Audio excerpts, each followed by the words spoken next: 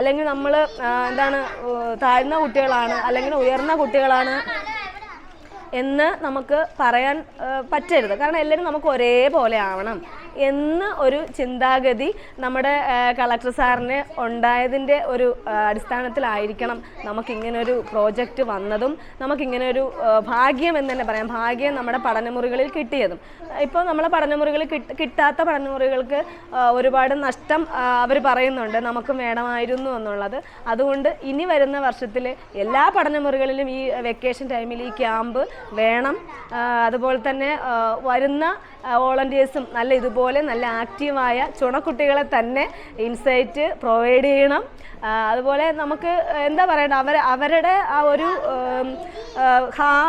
Hard വർക്കാണ് അവർ ചെയ്യുന്നത്. ഒരു കുട്ടിക്ക് വേണ്ടി അവർ എത്രത്തോളം ചെയ്യാൻ പറ്റുമോ അത്രത്തോളം അവർ ചെയ്യുന്നുണ്ട്, നന്നായിട്ട് ചെയ്യുന്നുണ്ട്. ഇപ്പം ഞാൻ പഠനമുറിയിൽ ഒരാളാണ് പഠിപ്പിക്കാനുള്ളത്. നമ്മൾ ഇത്രയും കുട്ടികളെ ഒറ്റയ്ക്ക് ഹാൻഡിൽ ചെയ്യുമ്പോൾ ഉള്ള ബുദ്ധിമുട്ട് നമുക്കറിയാം.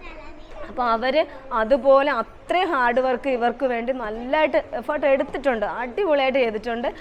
അതുപോലെ അവർക്കും നല്ലൊരു ഭാവി ഉണ്ടാവട്ടെ. ഒരുപാട് എന്താണ് അവരുടെ അടുത്ത് ഞാൻ പറഞ്ഞിട്ടുണ്ട്, നിങ്ങളിവിടുന്ന് പോയാലും ഇവിടെ വരണം എന്നൊക്കെ പറഞ്ഞിട്ടുണ്ട്. അതുകൊണ്ട് അവർക്കും നല്ലൊരു ഭാവി ഉണ്ടാവട്ടെ, അത്രയേ ഉള്ളൂ.